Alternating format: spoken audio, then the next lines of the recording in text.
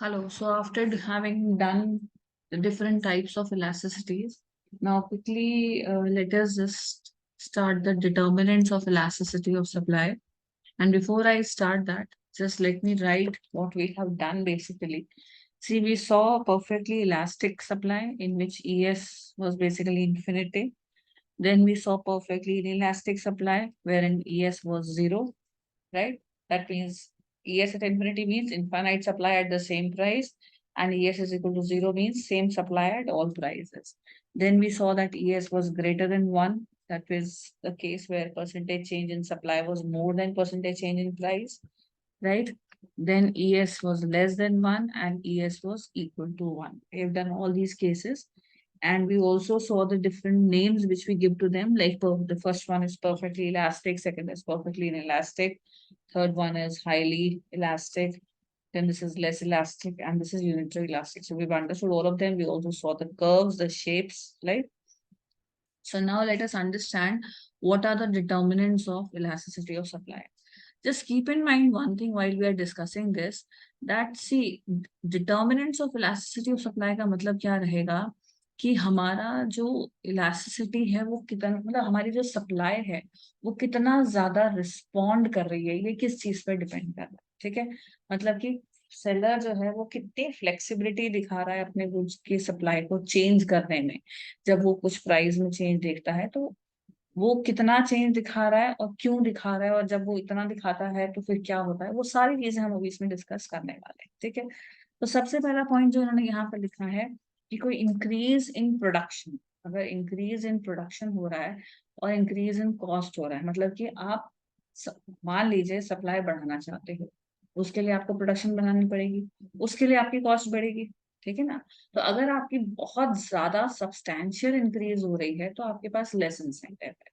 मतलब 100 units produce करने के लिए आपको कॉस्ट जो है 1000 रुपीज की पड़ रही है या 2000 पड़ रही है, जबकि वैसे इतना नहीं था। तो एक सब्सटैंशियल कॉस्ट इंक्रीज करनी पड़ रही है, इंक्रीज हो रही है, तो ऑब्वियसली आप बोलोगे छोड़ो क्या करना है सप्लाई इंक्रीज करके, right?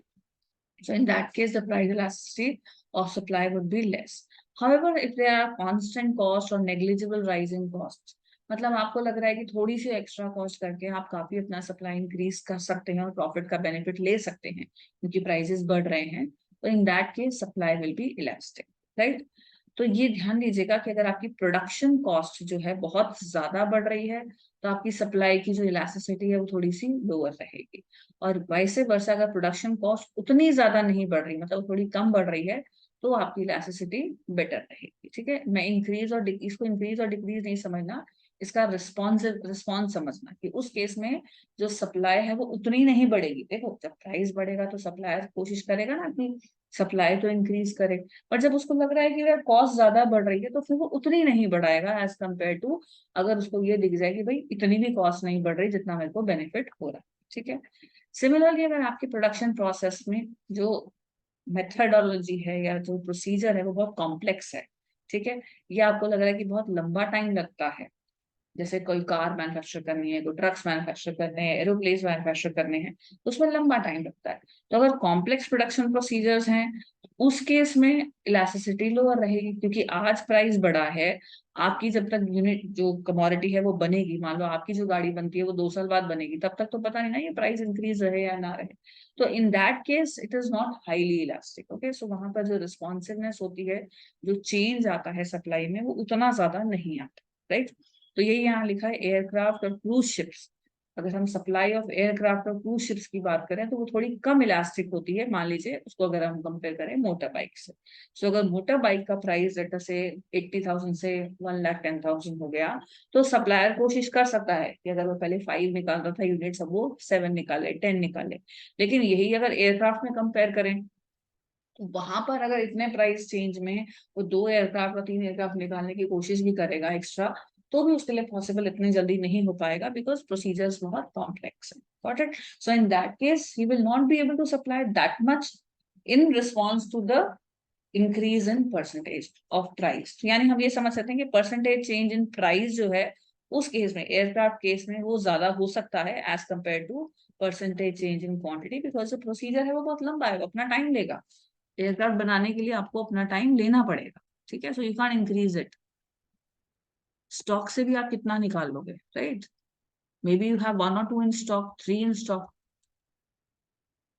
Then the longer the period of time, the more responsive the quantity.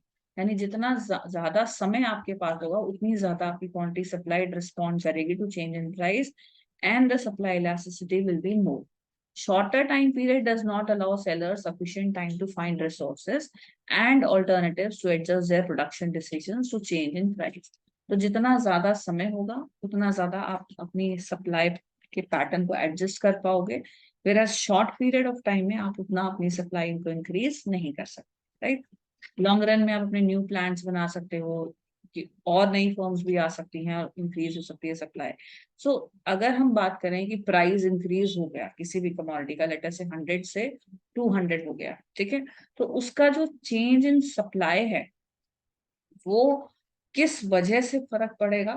Period की वजह से. मतलब कि अगर तो हम शॉर्ट पीरियड में देखेंगे तो हो सकता है उसमें उतना चेंज ना बढ़े, ना दिखे हमको as compare to a change in the long run. ठीक है, तो लॉन्ग रन में सप्लाई ज्यादा इलास्टिक होती है, ज्यादा रिस्पॉन्ड कर पाती है to a change in price as compare to short run. Okay, similarly when there are large number of producers और उनके बीच में बहुत कंपटीशन है तो सप्लाई मोर इलास्टिक होती है. ठीक है, जब आपके पास 2 या 3 ही प्रोड्यूसर्स हैं और प्राइस बढ़ रहे हैं तो each one will wait for the other one and probably it's going to be very small change. But when there are many producers, lot of producers, in that case even a small change in price will increase the commodity by a large extent. Supply elasticity is also higher when there are few barriers of entry into the market. Few barriers of entry into the market का मतलब कि अगर मान लीजिए एक particular industry में आज की डेट में 8 प्रोड्यूसर्स हैं और किसी के लिए भी इस इंडस्ट्री में एंटर करना उतना आसान नहीं है. Maybe they have to take some licenses और they have to take some approvals, because of which people hesitate to enter into this market. तो एक तो ये सिचुएशन हो सकती है और दूसरी सिचुएशन हो सकती है कि यहाँ पे कोई बैरियर नहीं है, it's very easy to enter into market. तो अगर तो बहुत इजी है तो मान लीजिए यहाँ पर 2 और बढ़ गए, तो जैसे ही किसी को दिखा कि ये इंडस्ट्री तो बहुत अच्छा जो है इसमें रेट्स मिलते हैं और अच्छा इसमें प्रॉफिट है, तो 2-4 फर्म्स यहाँ पर एड ऑन हो जाती हैं और जैसे प्राइसेस बढ़ रहे होते हैं तो मार्केट का सप्लाई आपका इंक्रीज हो जाएगा. वैसे वर्षा अगर लग रहा है कि इंडस्ट्री डाउन हो रही है तो ये लोग फटाफट से निकल भी जाएंगे और आपकी फिर रिड्यूस हो जाएगी सप्लाई. लेकिन अगर मार्केट में घुसना या निकलना, खासतौर पे घुसना अगर डिफिकल्ट होता है तो सप्लाई का जो रिस्पॉन्स होता है in response to change in price, वो अगर इजी है तो क्या रहेगा? इजी है तो अच्छा रहेगा और उतना इजी नहीं है तो उतना अच्छा नहीं रहेगा. That means the supply will be less elastic when there are few barriers and supply is more elastic when there are few barriers and supply is less elastic when there are more barriers. ठीक है, तो मैं यहाँ लिख देती हूँ less elastic होगी कब? जब मोर बैरियर्स. ठीक है, मोर बैरियर्स होने की वजह से क्या होगा कि कोई ज्यादा चेंज नहीं हो पाएगा और जब ज्यादा चेंज नहीं हो पा रहा वही तो होता है लेस इलास्टिक, कि हम कम रिस्पॉन्ड कर पा रहे हैं. और जब लेस बैरियर्स होंगे तो मोर इलास्टिक, कोई भी आ जाए कभी भी आ जाए, कितना भी बढ़ा जाए कितना भी कम कर जाए, right? So there is going to be more of elasticity.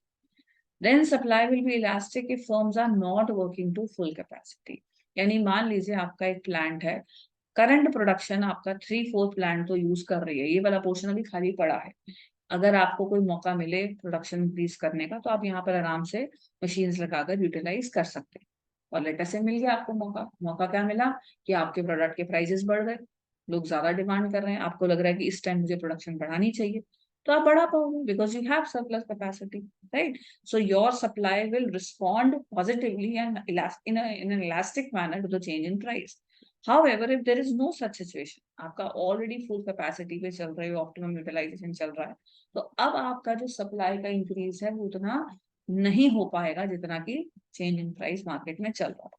So the greater the spare capacity available, the greater will be the elasticity of supply. ठीक है जी, जितनी ज्यादा spare capacity available उतनी ज्यादा आपकी सप्लाई इलास्टिक होगी. ठीक है, इसमें सप्लाई इंक्रीज होने की बात नहीं कर रहे, हम कह रहे हैं कि कितना ज्यादा आप रिस्पॉन्ड कर पाओगे तो इलास्टिसिटी ज्यादा, राइट?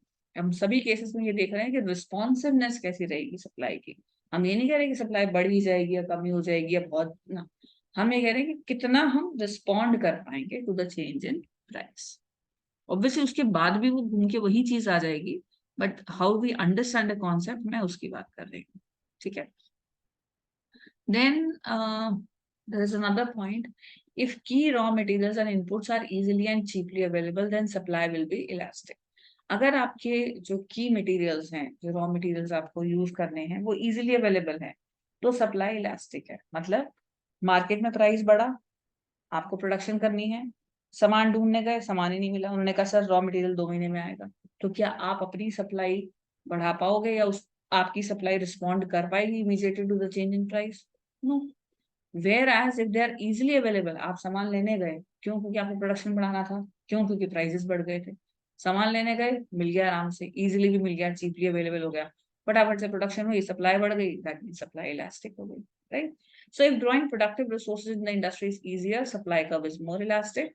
और अगर वो ज्यादा इकोनॉमिकली अभी नहीं मिल रहे हैं, आपको लग रहा है कि यार ये तो मैं जल्दी में ले रहा हूँ तो मुझे सामान जो है महंगा पड़ रहा है, उस केस में आपकी कॉस्ट ऑफ प्रोडक्शन बढ़ जाएगी और supply will become less elastic, right?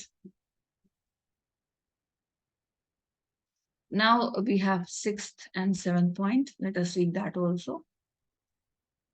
If the firms have adequate stock of raw materials, components and finished products, they'll be able to respond with a higher supply as price rises. तो अगर आपके पास adequate stock of raw material है, finished products है, और prices बढ़ रहे हैं market में आपके प्रोडक्ट के, तो आप अपनी जो सप्लाई है वो इंक्रीज कर पाओगे। मार्केट में प्राइस बढ़ रहा है, लोग आपका प्रोडक्ट खरीदना चाह रहे हैं, आपको भी लग रहा है कि आपको ज्यादा सेल करना चाहिए, प्रॉफिट कमाना चाहिए, तो आप देखोगे ना कि आपके पास सामान है या नहीं। अगर है, बढ़िया है, आप हायर सप्लाई से रिस्पॉन्ड कर सकते हैं। लेकिन अगर बहुत ज्यादा नहीं है आपके पास, ठीक है, उस केस में आपको दिक्कत हो सकती है, आपकी सप्लाई उतना ज्यादा रिस्पॉन्ड नहीं करेगी। सो वो कमोडिटीज जो आराम से आप स्टोर कर सकते हो विदाउट लूजिंग मनी, जैसे कि कोई फर्नीचर हो गया या कोई कोई भी ऐसी कमोडिटी हो गई जो पेरिशेबल ना हो, उस केस में आप बेनिफिट उठा सकते हो, राइट? बट पेरिशेबल प्रोडक्ट जैसे फ्रूट्स हो गए, वेजिटेबल्स हो गए, उसमें आप you can not take the benefit कि भाई हम तब तक संभाल के रखेंगे जब तक प्राइसेस बढ़ेंगे, और जब बढ़ेंगे तब हम फटाफट से सप्लाई इंक्रीज कर देंगे। इट्स बहुत ज्यादा देर तक नहीं हो सकता, ठीक है। Then seventh point is that the ease with which factor substitution can be made and the cost of such factor substitution also determine price elasticity of supply. Factor substitution का मतलब होता है जैसे labour for machinery, machinery for labour, ठीक है, या land, अगर आप अभी वीट के लिए यूज कर रहे हो तो लैंड को आप राइस के लिए यूज करो। तो अगर आप जो फैक्टर्स हैं अपने प्रोडक्शन के, वो ए कमोडिटी के लिए यूज कर रहे थे, अब वही फैक्टर्स आप बी के लिए यूज करने के लिए सोच रहे हो, और उसमें आपको कोई बहुत ज्यादा कॉस्ट इनकर नहीं हो रहा, ठीक है, और आपको दिख रहा है कि बी के प्राइस बढ़ रहे हैं, तो आप डेफिनेटली ए से बी पे स्विच हो जाओगे।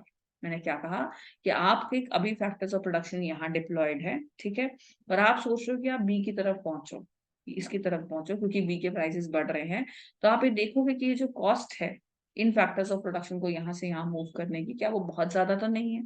अगर तो it's very easy, not much of a difference takes place, then your supply can increase and your supply will be more responsive as compared to a situation when it is very difficult to move these inputs from A to B. So if they are commonly available, can be easily substituted, then the firms will be able to respond quickly और अपनी supply को increase कर सकते हैं। लेकिन अगर लग रहा है कि हमारे जो बी के लिए, जो हमें गुड्स के लिए जो हमें रॉ मटेरियल चाहिए वो शॉर्ट एंड सप्लाई है, या फिर लॉन्गर डिलीवरी पीरियड लेंगे, ठीक है, या हाईली स्पेशलाइज्ड है, तो जब हमारे फैक्टर्स ऑफ प्रोडक्शन ही नहीं आ रहे इन वजहों से जो हमने अभी पढ़े, तो फिर उसकी सप्लाई कैसे हम बढ़ाएंगे और कैसे हम रिस्पॉन्ड कर पाएंगे to change in price? So in that case, the supply elasticity will be low. Similarly, if the labor employed is scarce or is required to be highly skilled, मान लीजिए आप जो चाह रहे हो कि आप अपनी सप्लाई इंक्रीज करो, लेकिन उसके लिए जो लेबर आपको चाहिए वो हाईली स्किल्ड लेबर चाहिए, ठीक है, स्किल्ड लेबर चाहिए, टेक्निकली क्वालिफाइड चाहिए, और आपकी मशीन्स भी सोफिस्टिकेटेड है, मान लीजिए उसके ऊपर ट्रेनिंग उनको प्रॉपर चाहिए, तो इतनी जल्दी आप सप्लाई इंक्रीज नहीं कर पाओगे। डिग्री ऑफ रिस्पॉन्सिवनेस जो है सप्लाई का वो थोड़ा सा कम रहेगा। For example, physicians in healthcare, chartered accountants and accounting services. Suddenly, the fees of chartered accountants increases, and chartered accountants जो students हैं, they want to start giving services कि हम भी जो है सर्विस देना शुरू कर देते हैं, अब तो फीस अच्छी मिल रही है, तो पहले वो कंप्लीट तो करेंगे ना कोर्स, ऐसे ही चले जाएंगे। सो इतनी जल्दी हम उनकी सप्लाई को इंक्रीज नहीं कर पाए। ठीक है।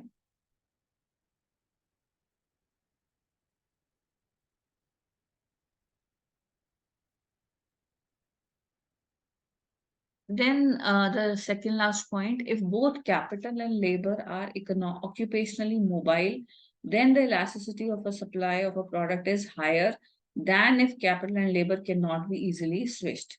तो अगर कैपिटल और लेबर ऑक्यूपेशनली मोबाइल है, ऑक्यूपेशनली मोबाइल का मतलब क्या होता है कि दोनों जो हैं आराम से एक पोजीशन से दूसरी पोजीशन पे पहुंच सकते हैं, या दोनों जो हैं एक प्रोडक्ट से दूसरे प्रोडक्ट पे हम स्विच कर सकते हैं, तो हमारी जो इलास्टिसिटी है वो हाई हो जाती है। जैसे कि प्रिंटिंग प्रेस है, वो आप प्रिंटिंग मैगजीन्स के लिए भी यूज कर सकते हो और ग्रीटिंग कार्ड्स के लिए भी यूज कर सकते हो। ठीक है। Falling prices of a particular vegetable encourage farmers to switch to the production of other. यानी कि अगर प्राइसेस फॉल हो रहे हैं एक पर्टिकुलर वेजिटेबल के, ठीक है, वो इनकरेज कर रहे हैं फार्मर्स को to switch to the production of other. यानी कि एक पर्टिकुलर वेजिटेबल का प्राइस फॉल हो रहा है और जो फार्मर है वो सोच रहा है कि यार दूसरा वेजिटेबल प्रोड्यूस कर लेता हूँ, पर वो सोचने से कुछ नहीं होगा ना, उसके पास दूसरे वेजिटेबल को प्रोड्यूस करने के लिए कैपिटल और लेबर होना चाहिए, राइट। अगर है सप्लाई बढ़ सकती है, नहीं है तो नहीं बढ़ सकती। ठीक है। प्रिंटिंग प्रेस है, आपको लग रहा है प्रिंटिंग मैगजीन में अच्छा चल रहा है, उसमें करा दो, ग्रीटिंग कार्ड में अच्छा चल रहा है, उसमें करा दो। ठीक है। Products which are more continuously produced have greater supply elasticity than those which are produced infrequently. तो जो आपके प्रोडक्ट्स हैं जो ज्यादा कंटिन्यूसली आप प्रोड्यूस करते हो, उनकी ग्रेटर सप्लाई इलास्टिसिटी होती है then those which are produce infrequently. यानी कि जो कभी कभी आप प्रोड्यूस करते हो, मान लीजिए उसका प्राइस बढ़ गया और आप बेनिफिट लेना चाह रहे हो बाय इंक्रीजिंग द सप्लाई, सो आपको उसका कॉस्ट कंपैरेटिवली मुश्किल पड़ेगा और आपको प्रोडक्शन इंक्रीज करना भी उतना इजी नहीं रहेगा as compare to some product जो आप रोजमर्रा की लाइफ में करते हो, ऑलरेडी आपका वो प्रोडक्शन फ्लो में है। तो ये छोटी छोटी बातें हैं जो आपके एमसीक्यूज में 1 मार्कर्स में आ सकती हैं। You'll have to reread and reread this and write it and learn it. Otherwise, it's not going to work out for you. Okay? Because it's very easy to read and understand, but it's not that easy to understand and retain also at the same time. You might have to think there, these logics, which might take time. So it's better to do the thinking part previously only and then understand, learn, and then go with that learning. If you have to question a learning, then you question. Expectations about future prices also affect elasticity of supply. Future prices as of today, if you feel that the price of your commodity is going to increase in future, then you'll wait for that time to come, right? और वहां पर अगर आपको जो similarly expectation of substantial rise in prices will make sellers respond less to a current rise in price. मतलब आज अगर आपकी कमोडिटी का 10 से 12 प्राइस बढ़ गया, तो आप सप्लाई उतनी ज्यादा इंक्रीज नहीं करोगे एज कम्पेयर टू फ्यूचर, क्योंकि आपको लग रहा है फ्यूचर में तो इसका प्राइस 50 तक जाने वाला है, तब बढ़ाऊंगा ना सप्लाई, तो तब आप दिखाओगे कि इलास्टिसिटी सप्लाई हम कैसे बढ़ा सकते हैं। अभी आप उतना ज्यादा चेंज नहीं करोगे। दैट मीन्स अगर आप ऐसी कमोडिटी बना रहे हो जिसका प्राइस अभी 10 से 12 हुआ है और आपको उम्मीद है कि 50 तक जाएगा, 60 तक जाएगा, तो आप अभी उतना सप्लाई नहीं करोगे। आपकी सप्लाई की रिस्पॉन्सिवनेस करंट में कम रहेगी, फ्यूचर के हिसाब से आपने अभी उतना रिस्पॉन्सिवनेस नहीं दिखाई। ठीक है। तो इन सारे पॉइंट्स को एक बार गो थ्रू कीजिएगा और देखिएगा कि कौन कौन से डिटर्मिनेंट्स हैं जो आपकी सप्लाई को डिटर्मिन करते हैं।